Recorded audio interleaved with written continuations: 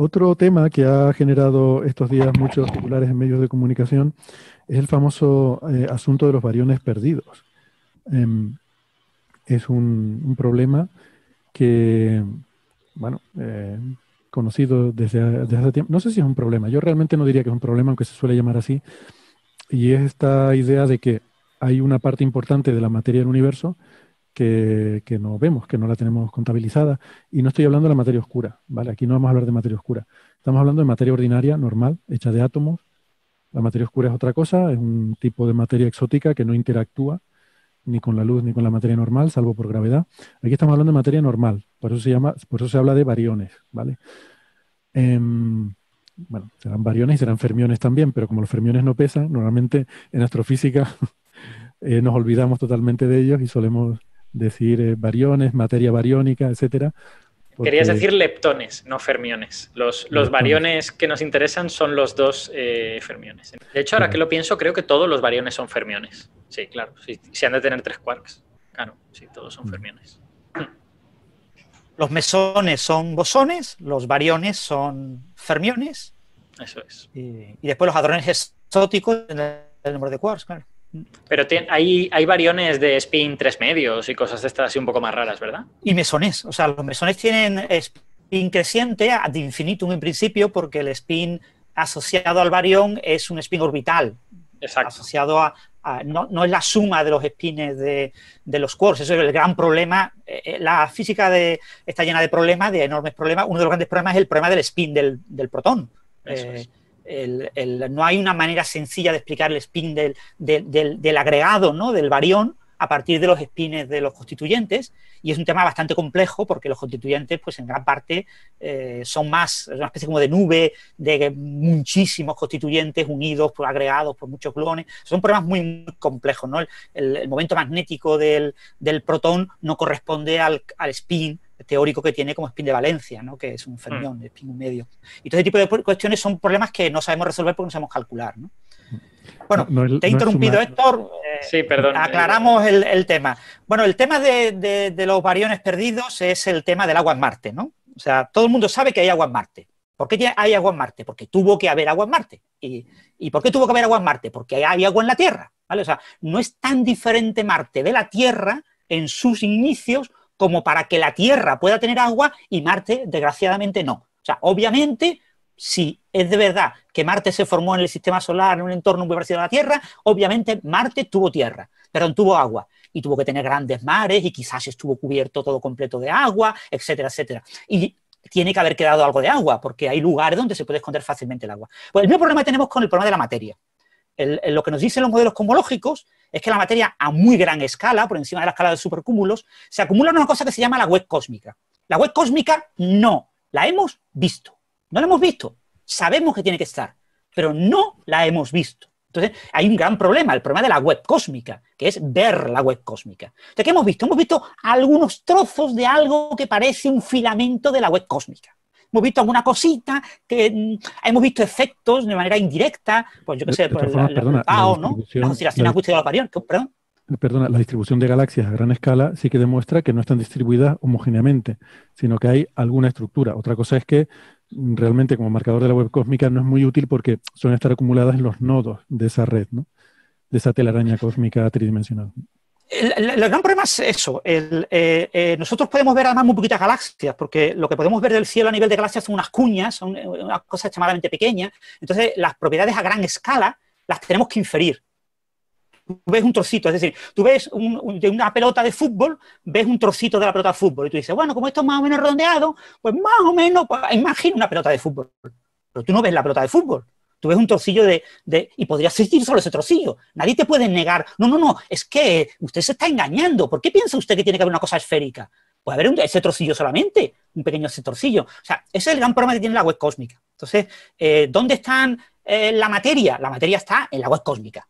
O sea, se sabe que tiene que estar en la web cósmica. El problema de los bariones perdidos es que lo que vemos nosotros, que fundamentalmente son galaxias, pues las galaxias se sitúan en ciertas regiones de la web cósmica y no nos dejan ver todos esos grandes filamentos que unen esos agregados, como bien has dicho, ¿no? Esto es como la espuma. Cuando yo veo la espuma del baño, yo bueno, como tiene brillos, veo los brillos, ¿no? Pero si me olvido de los brillos, lo que yo veo fundamentalmente son ¿cómo se llaman? Aristas, ¿no?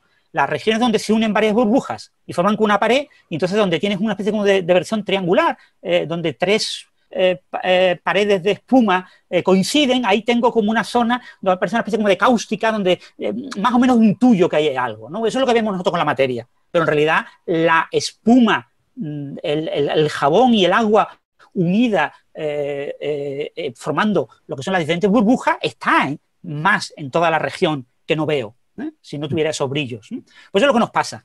Entonces, el problema de la materia bariónica perdida, el problema de los bariones perdidos, es fundamentalmente el problema de ver la web cósmica.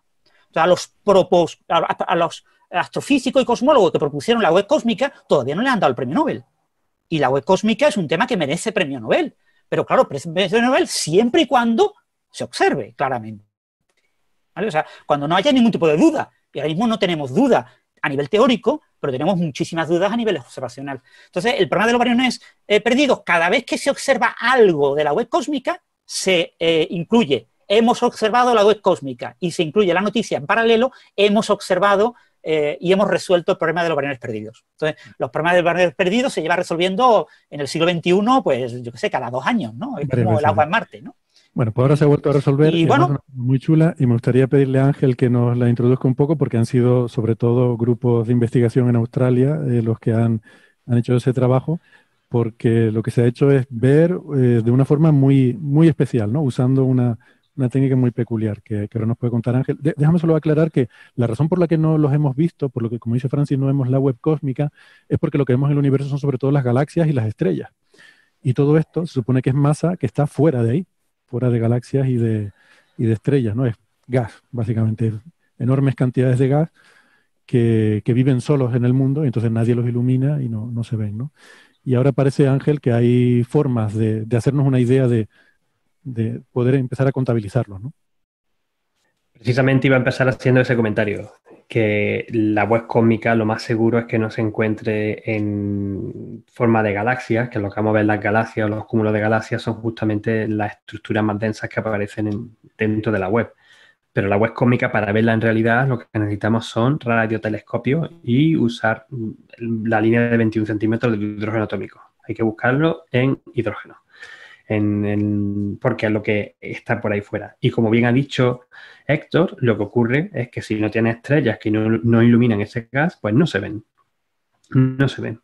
Durante muchísimos años, durante los últimos 30 años, diría yo, lo que sí se han visto, por ejemplo, es que cuando se observan cuásares, estos agujeros negros supermasivos muy distantes con una gran cantidad de radiación, que parecen como puntitos de luz muy lejanos, que por eso tienen ese nombre, pues se ve que si se usan como foco de luz, aparecen muchos en el espectro, estoy hablando de la descomposición de la luz en todos sus colores, aparecen un montón de rasgos que no son del cuásar, sino que es de todo lo que viene alrededor.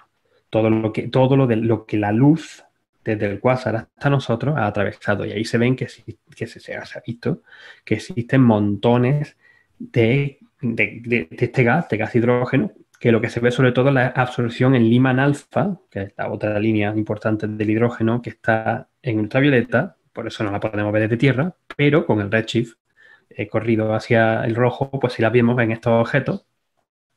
Ángel, perdona, voy a aprovechar que estás introduciendo ese tema, porque nos va a venir bien luego para otro tema también hablar del bosque de Lyman alfa. Es que eso es lo que iba a decir, que se llama el bosque de Lyman alfa. Eso. Y con eso es con una de las técnicas que se han estado intentando utilizar para encontrar un poco de la web cósmica y resolver el problema de los bariones perdidos. Sí, pero lo del bosque, digo, porque hay muchas, o sea, la línea Lyman alfa aparece muchas veces, ¿no? Por eso se llama bosque. Es que aparece, cuando tienen mucha resolución espectral, lo que ves es que son muchas líneas, algunas un poco más anchas, un poquito más estrechas, todas muy pegaditas. Entonces me parece como un bosquecito de líneas, parecen un montón de líneas todas juntas. Algunas veces se ven como una absorción muy grande simplemente porque es que estas no la resuelven, o sea, no eres capaz de resolverla.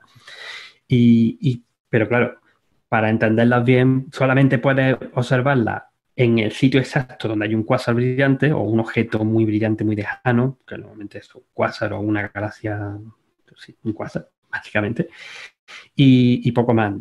Yo mismo, sin ir más lejos, yo mismo, observando una galaxia que está aquí a 3 megaparsecs, ¿cuántos son esos? 3 por 3, 9, unos 10 millones de años luz de distancia, me encontré alguna de estas líneas de absorción no la línea de Lyman alfa, no del hidrógeno, de otros elementos, pero de nubes de gas que estaban entre nosotros y la galaxia. O sea, que las vemos, están por ahí, hay montones. Lo que pasa es que son muy difíciles de ver. Y claro, cuando ves un cuásar, estás viendo la superposición de muchas nubes entre nosotros y el cuásar, muchas nubes que hay por medio, cada Claro, una con un redshift diferente. Entonces, con cada un redshift línea distinto. está desplazada una cantidad diferente, ¿no? Claro, eso mismo, efectivamente, así es. Por eso digo lo de las muchas líneas. Quizás tenía que haber bajado un poquito todavía más. Pero aún así, la mejor técnica, y que esto llevan haciéndolo tiempo, y de hecho una de las cosas que se empezaron a hacer con el interferómetro australiano, el ATCA, donde yo estuve trabajando hace ya casi una década, y el nuevo que han construido ahora, el ASCAP, del que también hablaremos en un momento. Una de las cosas que quieren intentar es explorar galaxias cercanas para ver si ven los filamentos conectando distintas galaxias, que es la base de lo de la red cósmica. Y para eso tenían que bajar la sensibilidad varios órdenes de magnitud de lo que normalmente se hacía. Simplemente porque este gas es tan difuso que se filtra fácilmente cuando tiene un interferómetro. El interferómetro, al fin y al cabo, son radiotelescopios separados que sí, tiene la resolución espacial de un telescopio o de un radiotelescopio con la distancia máxima que tenga entre la antena, pero tiene un montón de huecos. Y entonces la emisión más difusa se filtra y no se puede ver. Entonces, precisamente por eso esta técnica que se ha desarrollado aquí también en Australia, precisamente, y además usando este interferómetro, pues resulta tan curiosa. Que esto fue, si os acordáis, en el episodio... Ahí tengo apunté el número del episodio. El episodio que estuve participando en febrero, que os decía que estaba en un congreso en Perth y que nos estaban contando una cosa muy interesante. Sí, es verdad. Esto era. Que lo adelantaste, sí, dijiste, hay algo, estuvimos hablando sobre FRBs que eran muy misteriosos y tú dijiste, hay un resultado que no lo puedo contar todavía, pero... Pues ahora eso mismo era. Y precisamente por eso estoy haciendo el esfuerzo enorme hoy de estar aquí a mi 1:06 de la madrugada para contároslo. Bueno, pues ya la he introducido. El truco es usar los fast ray burst, las ráfagas rápidas de radio. Y yo creo que había hablado y hemos hablado bastantes veces aquí de los fast ray burst, que son unos pulsos muy intensos de radio que duran entre 1 milisegundo y unos pocos milisegundos, pero que todavía no se saben bien lo que son. Bueno. El primero se descubrió aquí bueno, hay muchos que se han descubierto de Australia. El primero se descubrió de Australia en 2007 usando datos de archivo del Observatorio de Parkes. Y bueno, y tienen ese origen desconocido, aunque se han elucubrado muchísimas teorías. Vosotros mismos estuvisteis hablando hace un par de programas de una de ellas que salía no me acuerdo, lo escuché hablar. Lo que ocurre es que estos objetos, las ráfagas son tan cortas, dan un pulso muy intenso, muy corto, pero cuando ese pulso atraviesa grandes distancias y hay materia, la luz, digámoslo así, no nos llega exactamente toda la vez. Dependiendo de la frecuencia, va a haber un pequeño cambio. Es como una especie de refracción, algo así, que ocurre por la dispersión en el medio de la luz, en el medio desde el objeto que provoca los fast ray burst hasta nosotros. Entonces, dependiendo de la frecuencia, se ve que cambia un poquito un poquito de un sitio a otro. Entonces, midiendo cuánto es ese ensanchamiento, se tiene una propiedad que en inglés se llama la dispersion measure, la dispersión, que lo que nos está indicando es la densidad columnar de electrones libres que hay en ese paso. Ángel, una pregunta. ¿Por qué a lo que eres sensible es a la columna de electrones y no a la columna de, yo qué sé, de núcleos o de protones o de lo que sea? Porque es lo que está ionizado. Es la forma que tiene de responder con la... No ionizado, no, perdona. Es la forma con la que tiene de interaccionar este tipo de luz. Vale. O sea, pero no, se mide con los electrones, Es lo mismo, lo mismo. Es muy parecido a como lo hacemos en hidrógeno. Se miden este tipo de densidades columnares. Posiblemente también esté relacionado con la idea de que como estamos viendo casi todos protones, o sea, hidrógeno, y el hidrógeno es un protón, y tienes también el electrón. Y entonces tiene que haber algo así. Sinceramente no me sé exactamente ese detalle, y me lo voy a mirar porque me parece muy interesante. Pero es que normalmente... Así, perdona que te interrumpa, Ángel, a grandes rasgos, porque el efecto, este retraso, depende de la masa de la partícula con la que interaccionas. Entonces, cuanto más pesada es la partícula, más pequeño es el efecto, con lo cual lo ves preferentemente en partículas muy ligeras como los electrones, y protones o núcleos, por ejemplo, es mucho menos eficiente el efecto. Vale. Gracias, Carlos. La verdad que no se me había ocurrido pensarlo. Es otro de estos números, de estas cosas que en verdad lo de la dispersion measure yo la llevo viendo en astrofísica, bueno, básicamente desde que me vine aquí a Australia, porque se usa mucho para los púlsares, para conseguir saber propiedades de los púlsares. Y conocer también, ya no solo el púlsar de por sí, sino el medio interestelar desde el púlsar hasta nosotros. Medir propiedades dentro de la galaxia del medio difuso interestelar. Entonces, pues lleva un montón de tiempo usándose para eso. Y esta vez, pues lo que se ha hecho es aplicarse a los fast ray bursts. Ya se sabía desde el principio de que estos, nada más que incluso cuando se observaron midiendo esa propiedad, que no parecían, y no son, de nuestra galaxia, porque tenían unos números bastante grandes. Esta propiedad se mide en unidades de parsecs por centímetro cúbico. Y entonces lo que se ha hecho es, bueno, que se han detectado durante los últimos años varios de estos fenómenos transitorios intensos. Quiero recordar también aquí que el ASCAP es un interferómetro de 36 antenas en Australia Occidental. Cada antena tiene 11 metros de tamaño, pero el campo que observa ASCAP es equivalente a, lo diré bien, 11 lunas llenas una detrás de otra, 5 grados y medio de diámetro, y es bastante sensible, por lo que puede, y de hecho lo hace, observar todo el cielo en un solo día. Esto se hace así también por los cartografiados que se quieren observar y que se están haciendo, ¿no? Para tener también este tipo de estudiar la variabilidad, los fenómenos transitorios. Muy bien, gracias por seguir acompañándonos.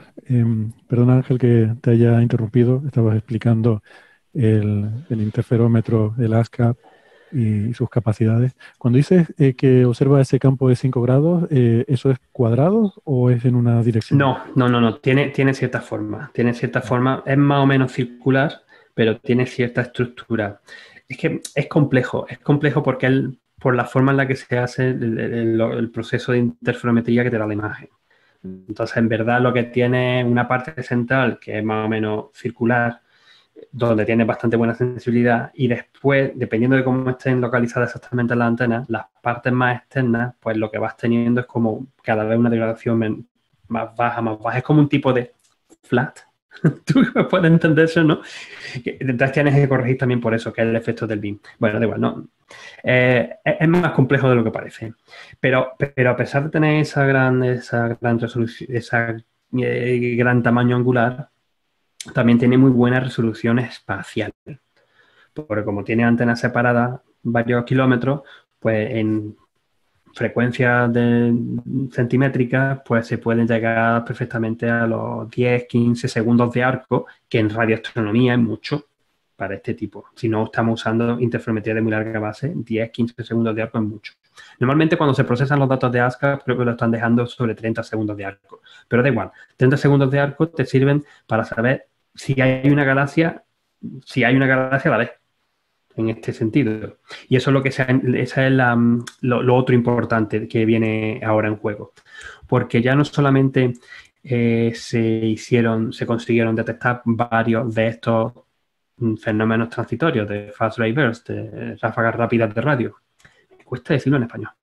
Ráfagas rápidas de radio. Sí. Sino que con eso pues se pudieron medir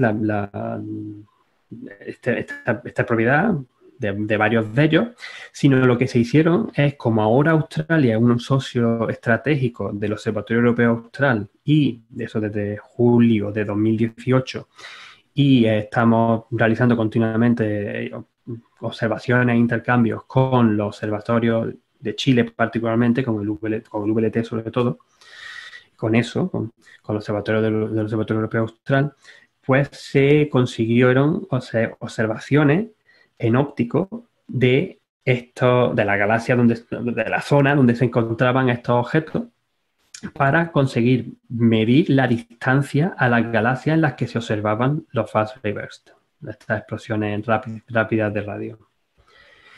Y ahí es donde está la cosa, porque si puedes combinar la distancia que tiene con el delay, o sea, con el retraso, con el asanchamiento, con esto que estamos midiendo, pues podemos sacar muy bien la densidad de materia bariónica. Y eso es lo que se está haciendo. Con solamente unos pocos, 4, 5, lo que se ha hecho es medir, y esa sería la figura 2 del artículo, si no recuerdo mal, lo que se ha hecho es medir a qué distancia, que redshift, se encuentra cada uno de estos objetos y cuánto es la medida de dispersión que se observa en cada uno de estas explosiones rápidas de radio. Y lo que se encuenra es que... Cuando Ángel habla de esta figura, está hablando del paper, es un paper en Nature que se acaba de publicar en 27 de mayo en la publicación online, y el primer autor se llama Macquart et al., que como digo son sobre todo de Australia, bueno, también de algunos otros países, ¿no? Al final creo que ellos descubren 4 nuevos, 4 FRBs con contrapartida, o sea, que sabes, como dice Ángel, la fuente de radio, y también puedes saber cuál es la galaxia que lo origina. Hay 4 nuevos y más otros de archivo. Y hay unos pocos que usan de archivo. Sí, entonces al final la gráfica, no sé si son 7 u 8 los que tienen puestos en la gráfica. Bueno, lo puedo contar. 8 aparecen en la gráfica. 4 y 4, 8, sí. 8 en la gráfica. Creo que son 4 nuevos y 4 de archivo los que usan. No me queda claro pues eso, entonces usan todas las observaciones disponibles. Por ejemplo, el famoso FRB 12. Yo creo porque solamente han usado en las que han podido medir bien y donde tienen la distancia. Vale. Porque te necesitan las dos cosas. Hay muchos que todavía no se saben exactamente por dónde van. Sí, de hecho, perdona Ángel, una cosa que me ha parecido bonita del artículo, y que entiendo que no pertenece a este artículo, que seguramente estará en otro anterior que yo no había visto, son las imágenes en las que localizan los fast radio bursts dentro de la galaxia, ¿no? Y en algún caso están súper lejos del centro de la galaxia. Te está adelantando el segundo artículo, que no lo he puesto ahí, pero lo iba a comentar porque salió ayer o antes de ayer. Son estos mismos 4. Vale. Porque justamente el mismo grupo ha publicado esta semana otro artículo donde te enseña dónde están los fast ray bursts en comparación con la galaxia, y entonces pues ves que no están en el centro, o sea que no provienen, ya sabemos que no provienen del centro de la galaxia. De hecho son galaxias parecidas a la Vía Láctea, aunque están bastante más lejos, están muy hasta más cientos, pero son con tipo Vía Láctea, con moderada formación estelar, y donde los encontramos son justamente en las partes más bien de fuera, o sea que no ningún sitio preferencial. es algo más que sabemos ahora sobre estos objetos gracias a este tipo de observaciones. Sí, esencialmente que no les hace falta un agujero negro supermasivo, ¿no? Que si les hace falta un agujero negro, con uno más pequeño les vale. Por eso, que podría ser un agujero negro, podría ser cualquier otra cosa. Pero desde luego no sé si se puede llegar incluso a descartar que sean agujeros negros supermasivos, porque no se ve ninguno pues no sé si alguno podría generarlo, no lo sé. No soy experto en ese tema concreto, pero sí que seguro que hay otro tipo de cuerpos que los generan, porque los estamos viendo no en el centro, sino en las partes de fuera de la galaxia. No, en las partes de fuera no quiere decir en las partes fuera, sino en las partes intermedias donde está el Sol o algo de eso. Sí, básicamente no en el centro necesariamente. No en el centro, efectivamente. Quizás por recapitular un poco, pues no sé si la gente ha ido siguiendo, como hemos ido hablando de muchas cosas por el camino. El asunto principal es, empezó Francis a decirlo, ¿no? Nos falta materia normal que no tenemos contabilizada. De hecho, en las galaxias, que es lo que vemos, solo hay aproximadamente el 25% de toda la materia normal del universo. Insisto, de la materia normal, no materia oscura. El otro 75%, que son los bariones perdidos, debe estar en forma de gas oscuro, por ahí. Entonces, eso por una parte. Por otra parte, los FRBs, como nos decía Ángel, son una señal de radio, un pulso de radio muy rápido, que las propiedades de ese pulso, la relación de dispersión, nos da una idea de cuánta materia hay a lo largo del camino, por lo menos cuántos iones, cuánta materia ionizada hay a lo largo del camino que ha recorrido ese pulso para llegarnos.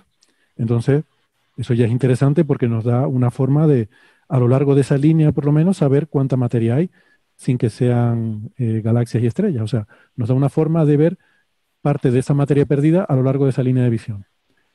Entonces aquí hay 8 de estos FRBs que se han cogido. ¿Por qué hay que coger 8 y no basta con uno? Porque claro, la materia que hay a lo largo del camino depende de la materia que se encuentra el pulso al salir de su galaxia, en la propia galaxia, en el halo de esa galaxia, todo el medio intergaláctico que recorre hasta llegarnos y luego nuestra propia galaxia, también inmaterial. Entonces, tenemos que de alguna forma saber cómo restar esas otras cantidades, ¿no? La materia de nuestra galaxia, ¿Qué pasa? Que el recorrido intergaláctico que haga va a depender de a qué distancia esté el FRB de nosotros. Todos los demás son, estadísticamente, no va a haber correlación. Pero un FRB que esté más lejos va a recorrer más medio intergaláctico, va a haber más materia, ¿no? Entonces, por eso, lo que hacen en este paper es representar para esos 8 casos la distancia a la que están y la cantidad de materia que se encuentra. Y la distancia a la que están, necesitamos tener localizar la galaxia de la que viene para poder saber la distancia, ¿no? Y si la figura está súper sencillita y está súper bien. Hay un elemento más que no he comentado, que es la línea que aparece, que la línea es lo que se esperaría de usando los datos de la cosmología dados por Planck, con la constante, con la densidad de bariones de 0,0486 y con la constante de Hubble 67,7 kilómetros por segundo por megaparsec, ¿no? Y esa línea que viene del fondo cósmico de microondas, pues casa bastante bien con donde encuentran los demás objetos. Y de hecho, dentro de los errores están prácticamente todos. Dentro de los errores, bueno, hasta el 90% creo que era, ¿no? De confianza. Entonces, por eso ellos luego, en la siguiente figura, que es la figura 3, ya pues te hacen también un poco más del estudio de la comparación con lo predicho con la radiación cósmica de fondo y te dicen que, bueno, que los números funcionan muy bien, que de hecho casan perfectamente y que han encontrado los bariones perdidos. Esa es la conclusión, ¿no? La moraleja. ¿Otra vez? Para ellos es la primera vez, pero para el resto del mundo es otra vez se detectan los bariones perdidos, ¿no? Bueno, pero es una forma independiente, ¿no? Es una forma nueva de ver que hay material fuera de las galaxias y de cuantificarlo. De hecho, hay una cosa interesante. La última frase de toda del artículo, en las conclusiones, dice que este método no solo es bueno porque te permite saber que ahí hay material y que más o menos es la cantidad que esperas, que te falta, sino que dice que además, si somos capaces de mejorar la precisión, por ejemplo, teniendo más estadística de estos FRBs, si en vez de tener 8 pudieran tener 80, dice, si pudiéramos reducir un factor 2 los errores, podríamos empezar a descartar modelos de lo que se llaman mecanismos de feedback, que es, estos mecanismos de feedback es un poco los mecanismos que expulsan materia de las galaxias, los mecanismos que hacen que la evolución de las galaxias sea más complicada de lo que podemos hacer en nuestras simulaciones numéricas de N cuerpos. Y algo muy importante que todavía no sabemos explicar bien y que no sabemos hacer bien, porque es muy complicado. Exacto. Sí, es básicamente como expulsión de materia de la galaxia. O sea, el feedback es porque el material vuelve al medio intergaláctico o algo por el estilo. Sí, el feedback en retroalimentación, lo que son fenómenos que cómo es la biología, los procesos metabólicos de la galaxia, ¿no? Cómo la galaxia acreta materia y luego pues la expulsa hacia afuera.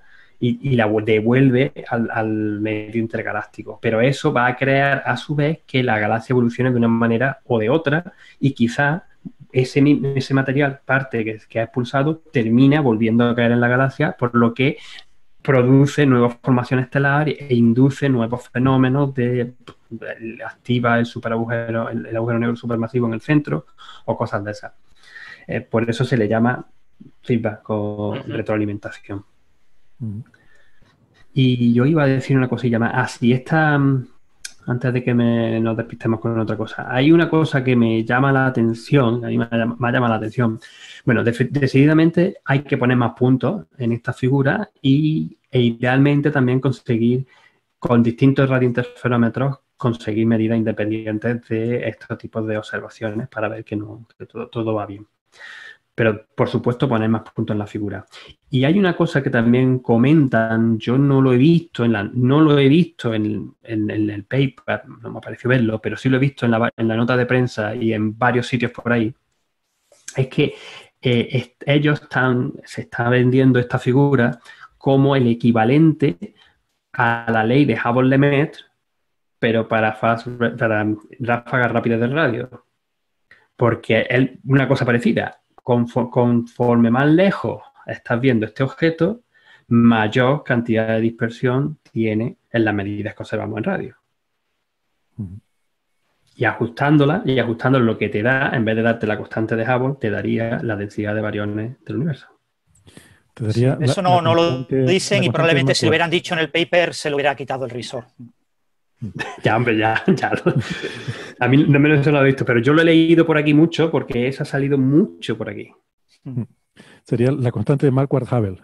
Que en cualquier caso, que es de esperar que en los próximos años, pongamos 5 años, haya cientos de FRBs localizados en galaxias, porque ahora mismo estamos observando muchos FRBs. Ahora mismo lo difícil es localizar la galaxia en la que se encuentran, ¿no? Pero dentro de 5 años habrá cientos localizados y este tipo de medidas serán tan precisas como las medidas cosmológicas. Podremos saber la cantidad de materia bariónica que existe en el universo medido de esta manera con una precisión similar a la que se pueda obtener mediante la cosmología, mediante el fondo cósmico de microondas.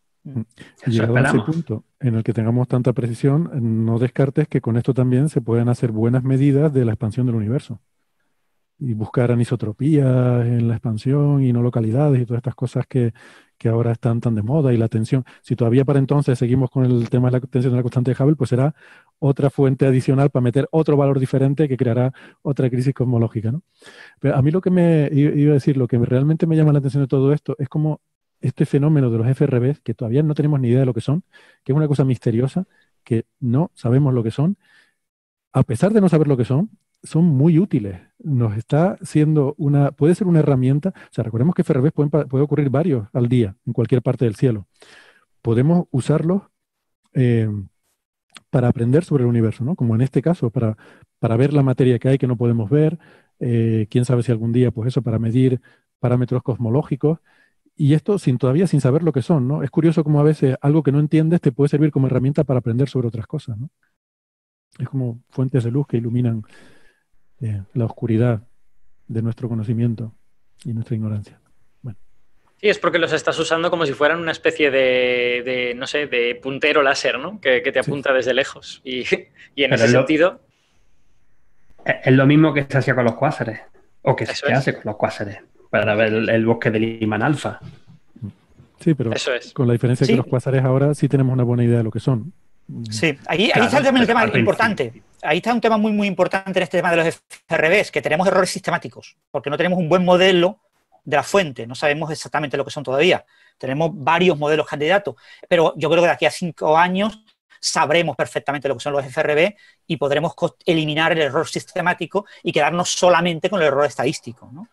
Esos números que comentabas de 80 es error estadístico siempre y cuando el error sistemático no sea más grande. Que eso es una cosa que comentó antes Héctor, que es interesante, en el sentido de que, o sea, tú tienes que separar las fuentes de tu retraso, el retardo de la medida, que son la Vía Láctea, que más o menos la conoces, el medio intergaláctico, que es lo que quieres medir, y después el medio interestelar en la propia galaxia que emite el FRB. Y esto, todas empujan hacia el mismo lado. No es cuando tú haces una medida normal, pues a veces tu error estadístico va para abajo, a veces va para arriba, pero aquí no. Todo esto empuja siempre hacia arriba. O sea, tú no puedes tener una galaxia que tenga retardos negativos. Siempre va a tener un retardo positivo. Con lo cual, o sea, ese riesgo, que eso que decías tú, Francis, o sea, ese sesgo es un riesgo que tienes en la medida, porque todos tus efectos que no controlas, todos empujan siempre para el mismo lado. Normalmente cuando tú haces una medida, tú cuentas que todos los efectos, uno se compensa con el otro de alguna manera. Tenga cosas para arriba, cosas para abajo, pero aquí no, aquí todo empuja siempre para el mismo lado. Yo no he mirado, es un punto muy importante el que has dicho, Carlos, no he mirado si ellos han corregido por el de la Vía Láctea o no, por ejemplo. Porque ya os he dicho, hace muchos años ya que se llegan haciendo modelos y observaciones en distintas partes del cielo para medir estas propiedades en la Vía Láctea. Y este número en la Vía Láctea son varias decenas hasta los 100 parsecs por centímetro cúbico en las unidades. Y las que estamos midiendo, las que aparecen medidas en el artículo, son del orden de 200 o algo así, ¿no? 200 hasta 1000. Si no recuerdo mal, Ángel, ellos asumen un valor de 30 parsecs por centímetro cúbico para la contribución de la galaxia. Pero déjame decir una cosa, es que todo eso, es que da igual. El único de esos componentes que depende de la distancia es el del medio intergaláctico. O sea, si tú tienes muchos puntos, justamente la gracia es que puedes ver cómo es la variación con la distancia. Y el único que depende con la distancia es del medio intergaláctico, que es justamente el que quieras medir. O sea que... Bueno, ellos, Héctor, un pequeño apunte. Ellos en el paper dicen que cabría imaginar que la contribución de la galaxia hospedadora, la galaxia de la que sale el FRB, pudiera depender de la distancia si dependiese de la composición, por ejemplo, de la galaxia, del tamaño, porque eso sí que puede variar con la edad. Entonces, claro, si tú te vas más lejos, estás viendo galaxias más jóvenes. Pero, en principio, debería ser subdominante eso. Bueno, habrá que ver hasta qué punto es verdad. Es a lo que voy, ¿no? El efecto dominante sería el del medio que recorre, o sea, el medio que recorre el pulso para llegarnos, ¿no? Uh-huh. Si hubiera variaciones, por ejemplo, con metalicidad y cosas así, eso saturaría rápidamente porque no puede haber menos que cero. Bueno, en fin, que desde luego es interesante y sobre todo eso, me parece fascinante que sin tener una idea clara, no digo yo un modelo cuantitativo, sino ni siquiera una idea cualitativa de lo que son los FRB, sin embargo puedan ser ahí faros en la noche que iluminen cosas, ¿no? Eso es lo maravilloso de la física, que la física, si asumimos que es la misma, lejos que la física que hemos probado en el laboratorio en la Tierra, pues podemos hacer ese tipo de inferencia incluso sin saber la fuente, porque el efecto sobre la luz en un prisma, que ya descubrió Newton, que hacía que la luz blanca se partiera en colores, pues es el efecto que estamos viendo aquí. Es un efecto de dispersión, de que la luz al interaccionar con un medio, pues cambia sus propiedades, cambia su longitud de onda y eso lo podemos ver, el tiempo de llegada. Entonces, aunque mantenga la misma velocidad, van a la misma velocidad, llegan en momentos distintos por esa dispersión. Y los FRBs tienen una ventaja interesante en este sentido, que es que son muy breves y por lo tanto es bastante razonable asumir que cuando son emitidos se emiten todas las frecuencias en el mismo instante, ¿no? Y que es luego cuando se dispersan. Claro. Es que no sé si habéis visto alguna vez como un FRB que se ve una curvita así, en un diagrama en el que tiene la frecuencia y el tiempo, y entonces lo que ves es un arquito que se va elongando en una cierta frecuencia, Yo he escuchado distintos cambios. Ángel, yo he escuchado versiones en audio, que es bueno, que no es nada del otro mundo, pero puedes oír que te llegan las frecuencias graves, ¿no? Que hace el FRB.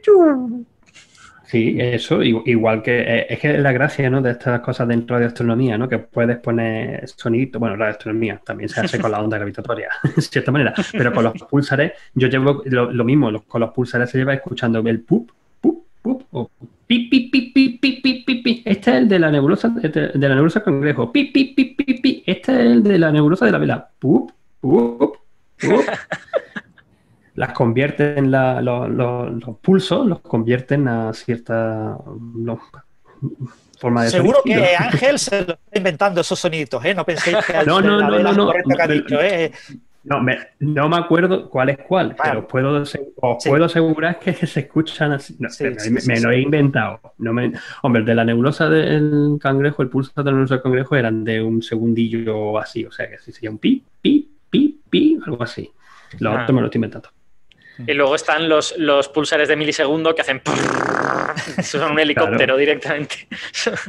Bueno, los FRB, como duran milisegundos, entre una décima de milisegundo y unos pocos milisegundos, obviamente hay que estirarlos a varios segundos para que podamos oírlo. Claro. Y cambiar la frecuencia y a que se de cosas. Pero eso ayuda mucho al tema de divulgar y también al reconocer, porque el especialista que se dedica solo a eso, pues escucha a 200 o 300 y es capaz de distinguirlo. Es como el especialista en ballenas, que es capaz de distinguir el canto de una ballena de la ballena de al lado, ¿no? De la madre, de la hija, del padre, ¿no? Algo que para nosotros son absolutamente idénticos. De todas formas, no confundamos la duración de la señal con la longitud de onda. Quiero decir, milisegundos, como duración de señal, evidentemente es ridícula y no la oiríamos, pero como frecuencia sí. O sea, una frecuencia de milisegundos es 1 kilohercio, que eso está perfectamente en el rango audible, tirando para agudo, ¿no? Sí, claro, estos son ondas de radio, ¿eh? Son de megahercios, son cientos de megahercios. Sí, lo que pasa es que... hay que irse a Australia y a sitios donde hay poca emisión de radio FM, porque la radio FM es una de las fuentes de ruido para este tipo de observaciones. Sí, escuchas Onda Cero en lugar de escuchar los FRBs.